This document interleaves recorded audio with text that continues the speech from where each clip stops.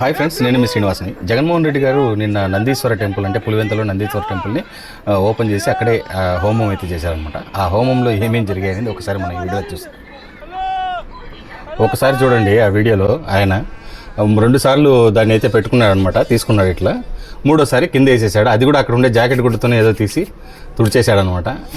ఈ విధంగా హోమం అయితే చేస్తున్నారు. చూడండి, హోమం చేసేటప్పుడు మీరు గమనించండి, ఆయన ఫస్ట్ ట్రిప్ అయితే ఆయన ఎత్తి వేసాడు. 2వ ట్రిప్ ఆయన దగ్గర నుంచి. హోమం అంటే హోమం చేసే వాళ్ళు దగ్గర ఉండి వేయించాలన్నమాట. అదే దాని పద్ధతి అది. అలాంటిది ఆయన దగ్గర చెప్పి చేపిస్తున్నాడు అనమాట. మీరే గమనించండి ఇది ఎలా ఉందనేది. ఒక రకంగా ఆశ్చర్యంగానే అనిపిస్తుంది మనకి ఇదైతే కనుక.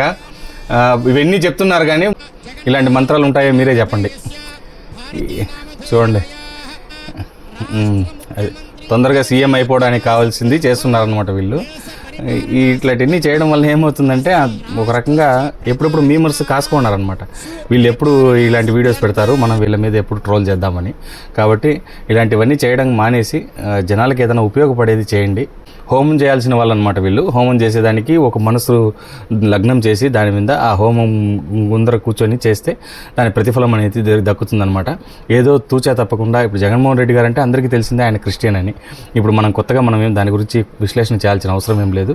ఆయన ఎప్పటి నుంచో క్రిస్టియన్ అనేది అందరికీ తెలిసిన విషయమే, ప్రపంచం అందరికీ తెలుసు. ఎందుకంటే లాస్ట్ సీఎం కాబట్టి ఆయనకు అన్ని అందరిది. ఇప్పుడు దీన్ని ఒప్పించడం కోసం ఇది చేయాల్సిన అవసరం అయితే నాకైతే అనిపించలేదన్నమాట. మీకేమనిపించిందో నా కామెంట్స్ రూపంలో తెలియజేయండి.